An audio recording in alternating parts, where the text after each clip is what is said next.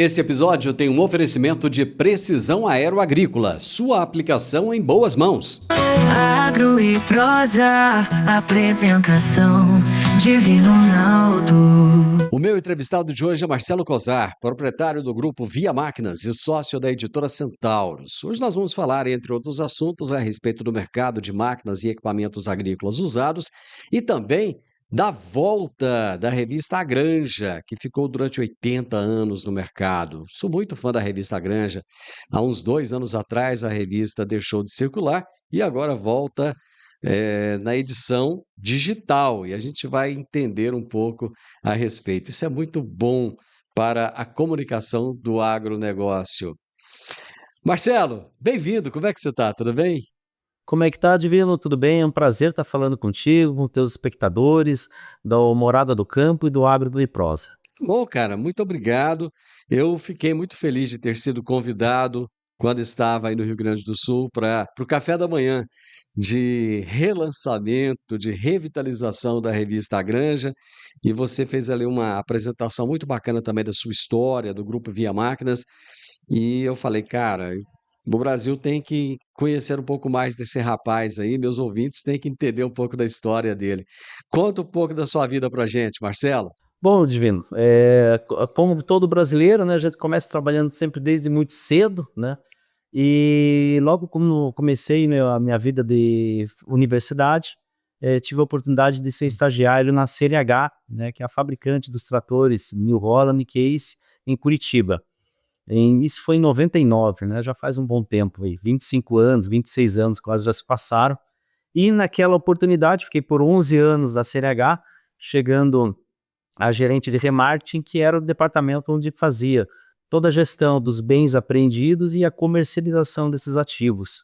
Nessa oportunidade eu vi que havia uma carência muito grande no segmento de máquinas e equipamentos, em especial numa gestão, né, profissional, né, que era tudo muito tratado à margem do mercado formal. Então, quando houve uma situação de uma oferta para eu assumir uma diretoria dentro da companhia, fiquei entre os dois lados da faca e resolvi pegar e seguir meu coração e abrir a Via Máquinas naquela ocasião. Isso foi em 2010. Cara, geralmente quem está trabalhando bem estabilizado, assim, numa empresa bacana como essa, pensa mais de uma vez, né, antes de sair e empreender, principalmente num país tão difícil como o nosso, né? Olha, pergunte isso para minha esposa. Ela ficou de cabelo em pé, com certeza. Mas eu já conhecia, já entendia bastante do segmento, vi que realmente era uma oportunidade. Eu sempre tive essa eh, proatividade, né, e esse espírito empreendedor. Então, apesar dos primeiros anos sempre serem um pouco mais difíceis, porque você tem que aprender o processo todo, mas depois fluiu bem. E hoje nós somos a maior empresa de comercialização online de pesados, né, leilão de comercialização online de pesados do Brasil, né? 60% da rede concessionária hoje é nossa cliente e está conosco na oferta dos equipamentos através do leilão Usadão Máquinas. Mas tem toda uma história ali, você criou, o que que você criou na época? Foi um banco de dados, um aplicativo, o que que foi? Que depois você acabou herdando isso? E o que acontece? Na época, quando eu trabalhava na CNH, existiam os comitês com a diretoria para aprovar as vendas daqueles ativos ali que nós comercializávamos, né, oriundos de busca e apreensão.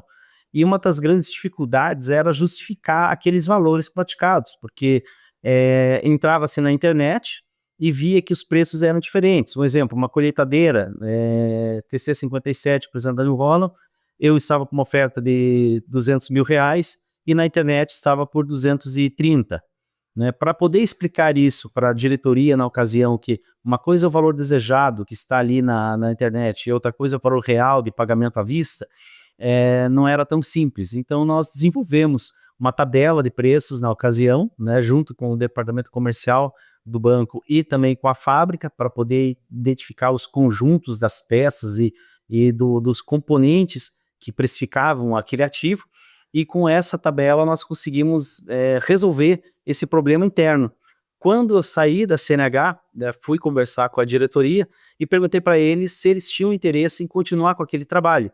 E eles falaram que não, porque o problema das máquinas havia sido resolvido, né? Foram mais de 8.000 máquinas que nós aprendemos e vendemos nesse meio tempo, e o estoque que tinha sobrado era muito pequeno. Que tudo isso aconteceu por conta da crise de 2004, 2005, especificamente, né, que deu uma busca e apreensão, uma quebradeira muito grande no agro.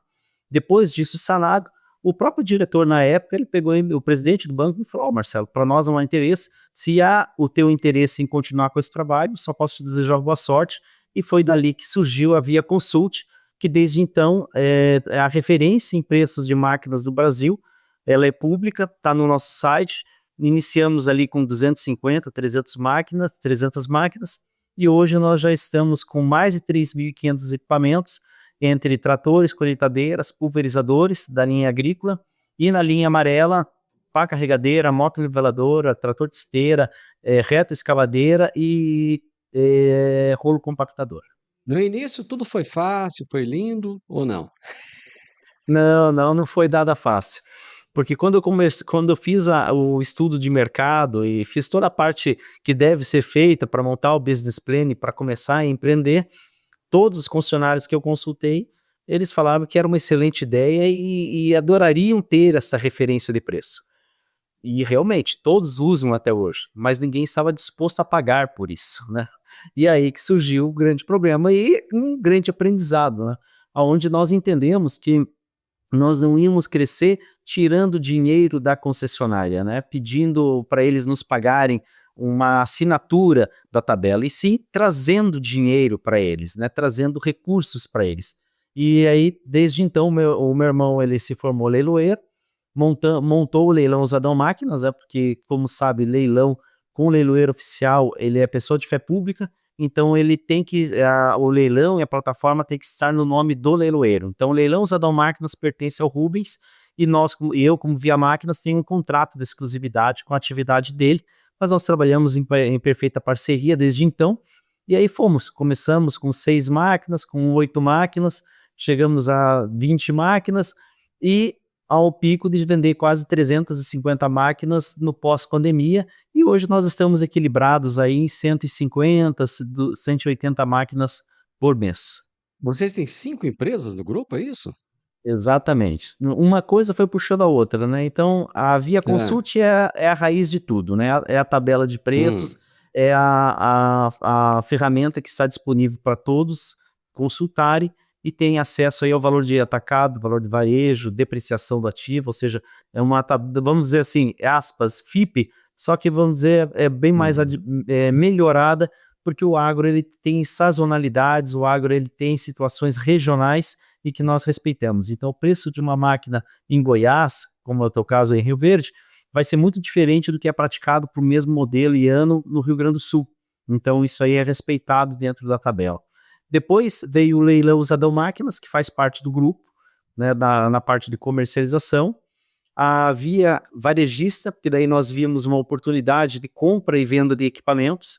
Então, à medida que iam surgindo oportunidades ali da própria ferramenta de leilão e do mercado, nós começamos a fazer essa compra e venda de equipamentos. Depois veio a Via Conseguros, que é nossa corretora de seguros. Eu também me formei na SUSEP, sou corretor formado, porque ia puxando, eu ia vendendo a máquina, já vendia o seguro, o cliente já queria a precificação, a gente já tratava, e agora, recentemente, com a editora Centauros. Ganhava dinheiro de todo lado, então. Tentava, porque o problema é que todos os ovos sempre estiveram no mesmo cesto, né? Sempre foi o segmento de máquinas e equipamentos. Agora que mudou um pouco, porque nós estamos na parte de comunicação. Nós vamos chegar lá já já. Quantos colaboradores vocês têm hoje já, ô Marcelo? Entre PJ e CLT, aproximadamente 45 colaboradores. Já chegamos bem mais, já chegamos a mais de 80, mas com o advento da tecnologia, toda a nossa parte de software, de programação, de sites, de plataforma, é tudo desenvolvido por nós. Então, com isso, nós conseguimos diminuir aquelas funções repetitivas, né? Então, aquele trabalho repetitivo, aquele trabalho que não especializado, acabou deixando de ter aqui na empresa e ficando realmente profissionais mais qualificados e com um nível de conhecimento maior aqui, que trazem os resultados que precisamos. Já está usando IA? Já usamos a IA. Já há bastante tempo, por uns 5 anos mais ou menos, logo após a pandemia, nós colocamos uma inteligência para ela aprender a identificar máquinas e equipamentos. Então, todos os usuários entravam, daí tinha aqueles quadrinhos clique na foto de trator, né? Então foi da foto do trator, depois a foto colheitadeira, pulverizador, depois tratores New Holland, tratores Case, Massey Ferguson, John Deere, e hoje a nossa IA ela já identifica, quando você bate uma foto no equipamento e carrega no nosso sistema, ela já identifica qual trator qual modelo, e dependendo do layout, ela já diz que é um trator produzido do ano tal ou ano tal. Então ela já está bem adiantada nisso, no reconhecimento de equipamentos para facilitar os concessionários no cadastro das máquinas para carregar na nossa plataforma, que como são 60% da rede, dá quase 300 grupos econômicos. Estamos falando aí mais de 1.500 lojas em todo o Brasil, onde eles usam o nosso software para cadastrar os equipamentos, e é algo em torno de 500 a 800 máquinas cadastradas semanalmente no Usa da Máquinas. Você acabou de contar uma coisa aí que eu tenho certeza que muita gente não sabia. Pessoal, mas por que eu tinha que clicar naquelas fotinhas? Tava treinando a IA do Marcelo, tá vendo, gente? Estava treinando a IA, exatamente. Aliás, eu brinquei que a IA do Marcelo, mas não só, quer dizer, o Google, todo mundo começou assim, né, Marcelo, fazendo Exato, essas exato. coisinhas. Eu vou para mais um intervalo comercial e nós já voltamos. Alta tecnologia, eficiência e produtividade no campo. Com a precisão aeroagrícola, você tem maior uniformidade na aplicação, sem amassar plantas e sem compactar o solo. Tudo isso com menor impacto ambiental e uma equipe comprometida com ética, respeito, inovação e resultados. Certificação em aplicação aeroagrícola sustentável, base em Catalão e pontos de apoio em Goiás, Minas Gerais e São Paulo. Precisão aeroagrícola, sua aplicação em boas mãos. Acesse www.precisãoaeroagrícola.com.br. Hoje eu estou entrevistando o Marcelo Cosar, proprietário do grupo Via Máquinas e sócio da editora Centauros. Cara, como é que tá esse mercado de máquinas usadas hoje? Tá bom? Tá quente? Tá frio? Porque muita gente hoje está reclamando que não tem dinheiro para comprar uma máquina. Aí o que o pessoal tá fazendo? Tá comprando máquina usada? Não tá comprando? Tá comprando nova? Olha, Divino, eu comecei na CNH como estagiário no departamento de cobrança, justamente por conta de uma crise, né, que foi a crise de 95, Uhum. na época da dolarização das máquinas. Então as máquinas eram vendidas em dólar, o dólar disparou, ficou inviável o produtor pagar naquela época, e aí aconteceu a famosa securitização, né? Mas até que isso acontecesse, houve um volume considerável de busca e apreensão, de inadimplência e tudo mais. Em 2004 para 2005, nós tivemos aquela situação, e eu estava em Rio Verde, né, na cooperativa, na Caramuru, se eu não me engano. É a Caramuru que tinha aí, né? Comigo, tinha Caramuru aqui também. A Caramuru é de É, Itumbiara, a empresa de Itumbiara, tinha aqui. E eu tô falando tinha, cara, eu acho que não tem mais. Ou tem? Não, não, a Caramuru não tem tô mais, falando ficou besteira. comigo. Não, Ah, não tem, né? tem sim, tem. Eu estava na Caramuru em 2004 para 2005, e naquela ocasião a soja estava em R$ 48, e os produtores ali naquela reunião falavam que ia chegar a 50. E eu sempre falei para todos eles, gente, o custo de produção de vocês está em R$ 21 por saco. Vocês estão vendendo a 48, o que vocês estão especulando? Vendam essa soja, né? Vendam essa soja. Vocês não são especuladores, né? Vocês são produtores, vocês têm que ter uma margem, um resultado e passar no cobre esse produto. E muitos seguraram, né, a soja porque falaram que ia chegar a 50. Bom, não chegou, a China devolveu uma primeira carga porque a soja estava ardida, em seguida ela devolveu uma segunda carga porque a soja estava misturada com cascalho, e ela cancelou todos os contratos até que isso fosse averiguado. Bom, resultado, saiu de 48 para R$19 o saco da soja na ocasião, né? Então houve uma quebradeira geral, e quem ganhou dinheiro naquela época era o quebrado, porque daí ele vendeu a soja verde, vendeu a 47, 46, 48, e ele acabou comprando muitas áreas daqueles que achavam que ia chegar a 50. Né? Então, agora nós estamos vivendo um novo ciclo, né? Porque na agricultura isso são ciclos. Então nós tivemos uma crise em 95, tivemos uma crise em 2005, Estamos numa crise em 2025, né? Parece que são datas marcadas, mas elas acontecem muitas por fatores externos, fatores internos, climático, né? E essa crise que nós vivemos hoje, ela é multifatorial, né? Porque nós tivemos problema do El Niño, que faziam alguns anos que ele não aparecia, ele apareceu e deu excesso de chuvas no sul, né? Que deu aquelas tragédias, deu seca no centro-oeste. Nós tivemos fatores econômicos também, né? Com a queda do preço da soja mesmo. Tivemos fatores políticos também, né? Que criam essa insegurança e essa incerteza.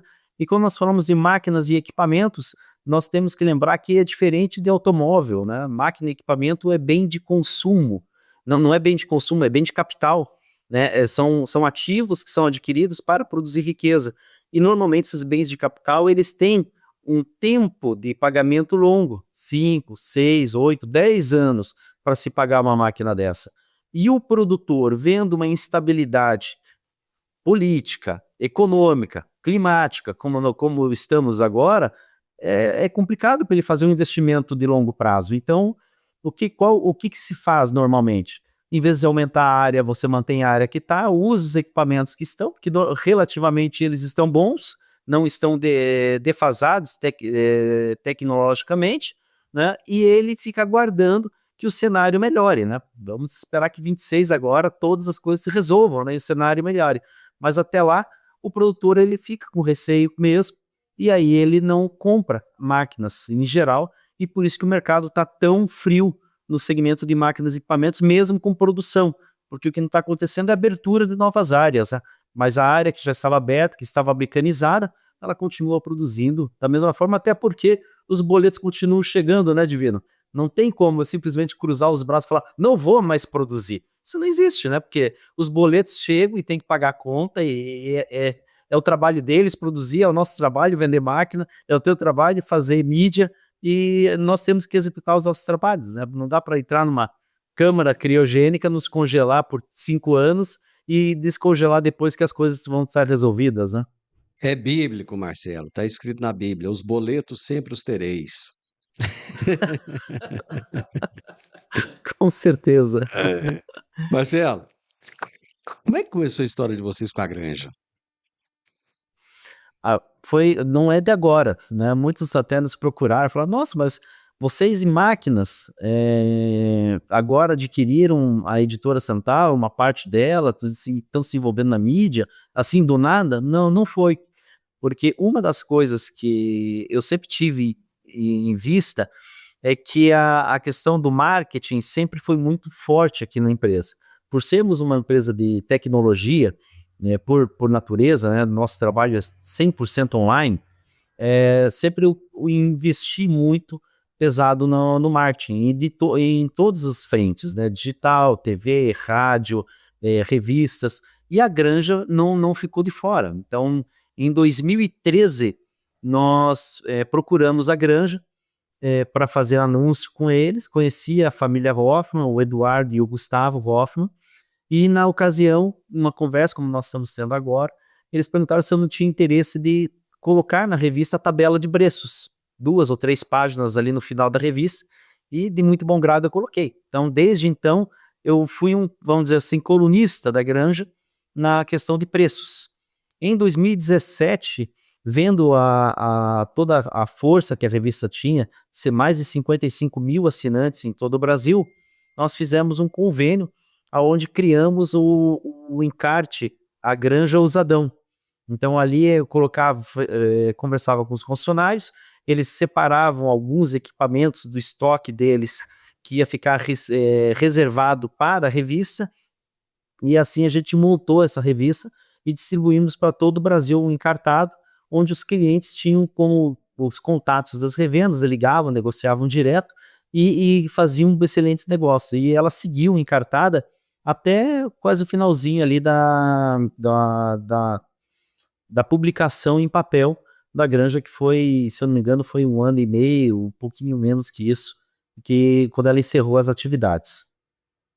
Pois é, aí vocês olharam, falaram: puxa vida, isso não pode acabar, é muita história, é muita coisa boa para acabar, para morrer assim, e vocês resolveram trazer à vida novamente a granja. Foi isso.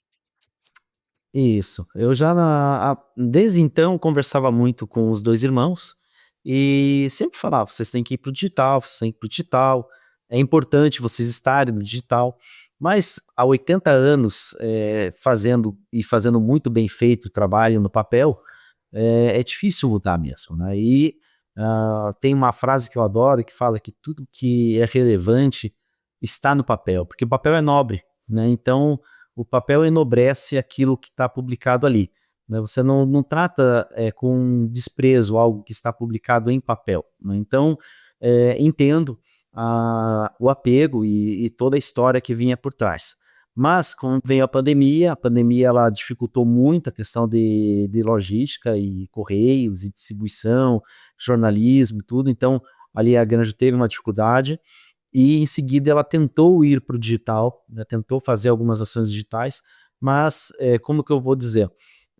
O digital tem que tomar muito cuidado, porque ele é sedutor, mas ele é muito perigoso, é um ambiente muito perigoso.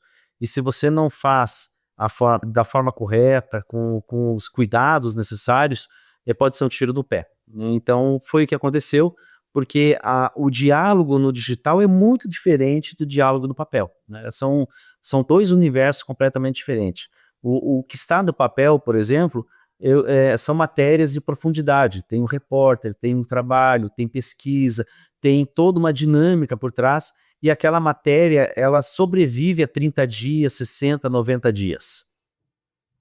O digital ele é muito dinâmico, então o que é publicado hoje de manhã, talvez de tarde já não tenha mais relevância.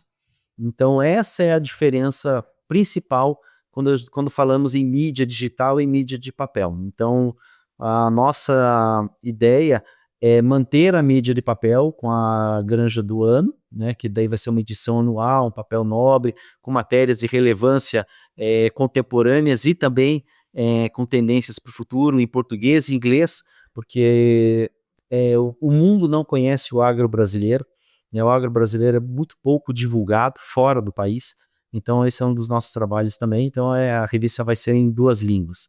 E o digital, por sua vez, daí ele tem que ter volume, ele tem que ter escala.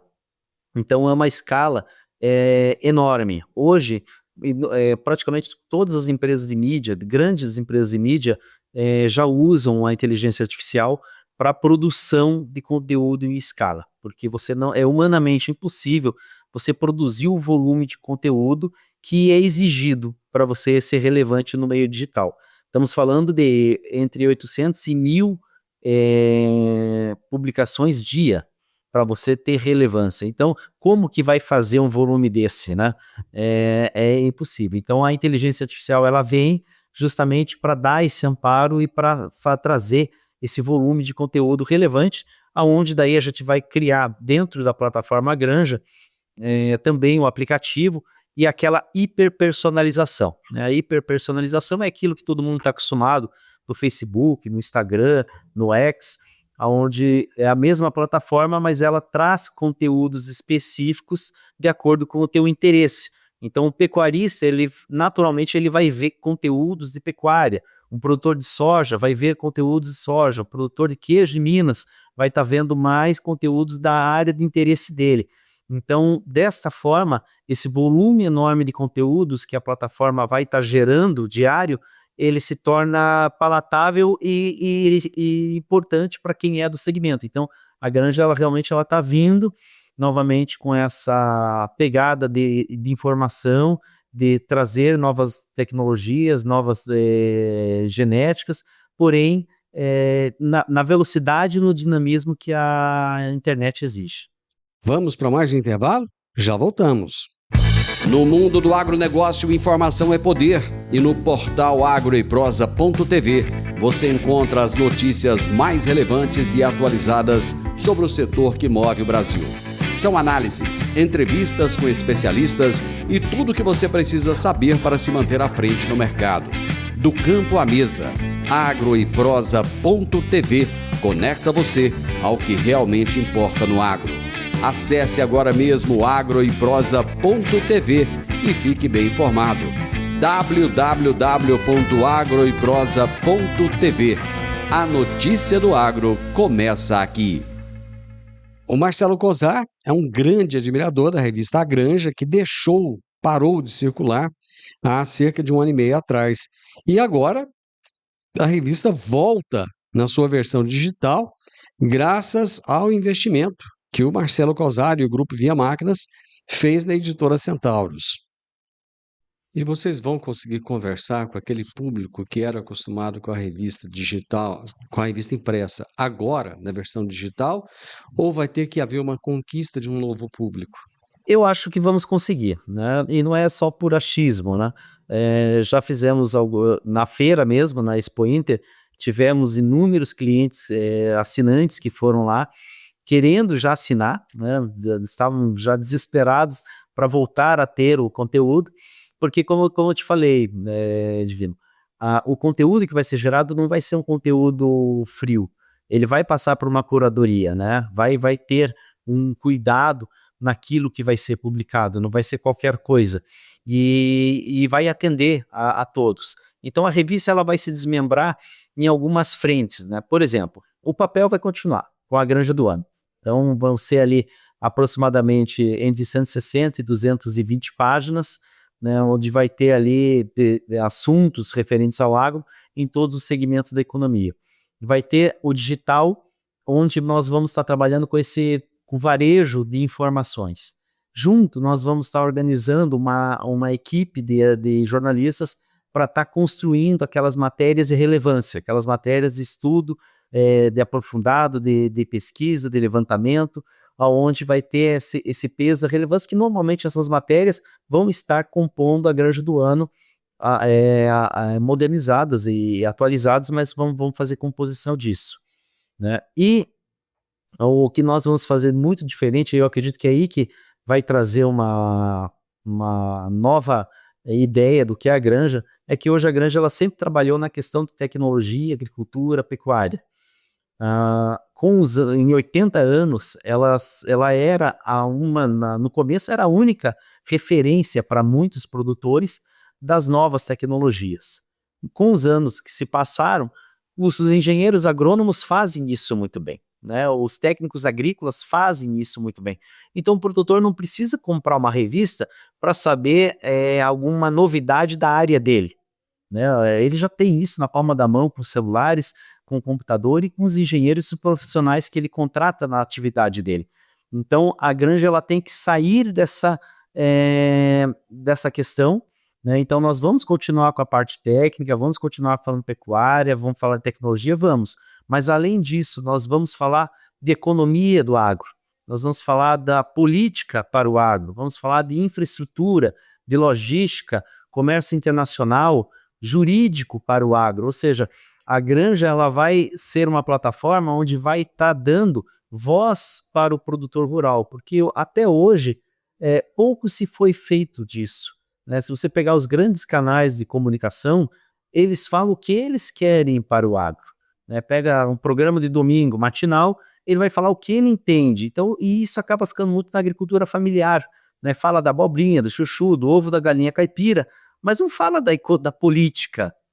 O que o produtor pensa em política? O que ele quer dos políticos brasileiros? O que ele quer da economia brasileira? Quais são as dores desse produtor, né, na questão de infraestrutura, logística? E isso a Granja vai fazer.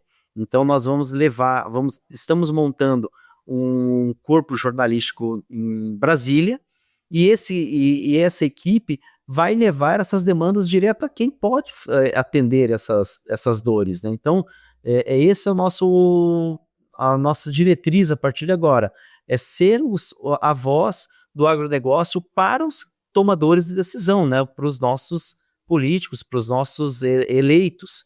Então isso aí é um dos principais passos da revista, e é por isso que eu acredito que os nossos assinantes, eles vão voltar e vão vir muitos outros, porque nós não vamos ficar apenas limitados àquela questão agro pura. Nós vamos mostrar que o agro ele é muito mais amplo e ele interfere em muito mais segmentos da sociedade do que se imagina. Você falou de assinaturas. É assim que vocês vão viabilizar economicamente, ou vocês acreditam que com anúncios vocês vão conseguir tocar o projeto e fazer dele um projeto financeiramente rentável? Anúncios, Divino, ser bem sincero, eles funcionam no caso, a Granja do Ano, porque ela é um evento, daí tem lá as premiações dos melhores do ano, tem um investimento pesado por trás disso, a própria produção do papel, distribuição em todo o território nacional. Os Correios é muito caro, né? Você poder, imagine enviar 55 mil revistas em todos os cantos do Brasil, isso aí é uma verdadeira fortuna. Então os anúncios basicamente cobrem esses custos e sobe uma quirela, vamos dizer assim. Agora, a nossa fonte de receita sempre foram as assinaturas, né? Desde o começo da Granja, como sendo a maior revista em distribuição no Brasil, mais até do que a Globo Rural, por exemplo, né? A Granja, com 55 mil assinantes, é uma revista muito grande. E esses assinantes, eu tenho certeza que agora na versão digital, muitos deles vão voltar e muitos novos também, porque, como eu falei anteriormente, nós não vamos ficar focando apenas na questão agrícola, mas também nos outros segmentos da economia que influenciam a agricultura brasileira, que representa 40% aí do PIB do país, né? O pessoal que já está saudosista da Granja, a partir de quando eles terão acesso e onde vão encontrar? O portal ele já está terminando aí, está no forno, né? Então vai ser É. agranjadigital.com.br, esse é o A nome. a Granja Digital. A Granja Digital. Esse é o portal. Está saindo primeiro o site. Eu acho que daqui 2 ou 3 meses vai sair o aplicativo, com uma série de soluções, como eu te falei ali, da hiperpersonalização, daí já vai estar no aplicativo. E com o aplicativo nós já vamos estar com esse volume, com essa produção. A máquina vai estar funcionando, né? E produzindo conteúdo aí para todos os gostos, para todos os interessados. Das matérias de profundidade, como eu te falei anteriormente, já estamos nos organizando para estar com um corpo jornalístico na COP30, para estar acompanhando e vendo os debates e levando a pauta do agro também para aquele evento, né? Porque não podemos virar as costas para ele, né? Apesar de todas as críticas e todas as situações, mas é um evento que vão tomar decisões que vão afetar o agro de alguma forma, então nós temos que estar lá para auxiliar aqueles que estão lá, sejam ONGs, entidades da sociedade civil organizada, governo, parlamentares, na condução dos discursos, para que não afete o agro como já é tão maltratado, né? Eu estava conversando até há pouco tempo com um produtor aqui na sede da empresa, normalmente eles vêm aqui nos visitar, e eu dei o exemplo, né, que eu acho só no Brasil, né, que você tem uma fazenda e você não pode produzir em 20, 30, 40, até 80% da tua área, dependendo da onde você está no país, né? É igual eu comprar um apartamento e eu não posso usar um quarto, né, se eu sou aqui do sul. E pior, se eu sou do norte, eu só posso usar um quarto, o resto do apartamento eu não posso usar. Eu não tenho, igual eu falei para ele, eu vejo problema se eu não posso usar, mas se eu não posso usar aquela área, que é a área de reserva, né, porque é minha, eu comprei, eu paguei, ela me pertence, né? Então, se eu não posso usar esta área, no mínimo, quem está me impedindo de usar tem que me pagar o lucro que eu ia ter produzindo naquela área, né? Então, as ONGs, as grandes entidades, os países produtores, vamos falar ali da Austrália, falar da França, Alemanha e tantos outros, os produtores deles produzem 100% da área deles. Nós não podemos, né? Ou seja, isso é tirar a competitividade do brasileiro, do agro brasileiro, é podar a nossa capacidade de sermos cada vez mais competitivos. Então, se esses países estão tão preocupados assim, por que eles não pagam para o produtor brasileiro para ele não produzir nessas áreas? Né? Agora, simplesmente proibir o produtor e falar que está tudo bem, não está tudo bem, porque nós ficamos cada vez menos competitivos, enquanto que eles plantam até dentro do rio, né? Eles não têm nem área de reserva do rio, de manancial, nada, eles plantam até os limites. E aqui eles tentam forçar essa situação. Então, assim, existe essa questão da falta de conhecimento e de entendimento do mundo sobre o agronegócio brasileiro, onde 28% das nossas terras são usadas para agricultura e pecuária, praticamente 60% da nossa área é a área de preservação ambiental, né? Mas também tem que haver um entendimento que o produtor rural, ele não pode pagar por 100% da área e só produzir em 20% ou 80%, sem ter a contrapartida. Então, eu acho que isso também deveria ser tratado na COP, e é por isso que nós estamos nos organizando para ir lá, para fazer essas pequenas provocações, vamos dizer assim. Amigo, parabéns. Obrigado em primeiro momento por trazer a Granja de volta. Eu sou um grande fã da revista, fiquei muito feliz. Obrigado pelo convite para estar com vocês naquele café da manhã lá na Expo Inter. Obrigado por aceitar o meu convite também para estar aqui conosco, viu? Foi uma prosa muito boa, muito interessante. Um abraço. Eu que agradeço, Divino, agradeço a todos e estou sempre à disposição. Show de bola, gente. Conversei com o Marcelo Cosar, proprietário do grupo Via Máquinas e sócio da editora Centauros. Falamos do mercado de máquinas agrícolas, falamos também da volta da revista Granja.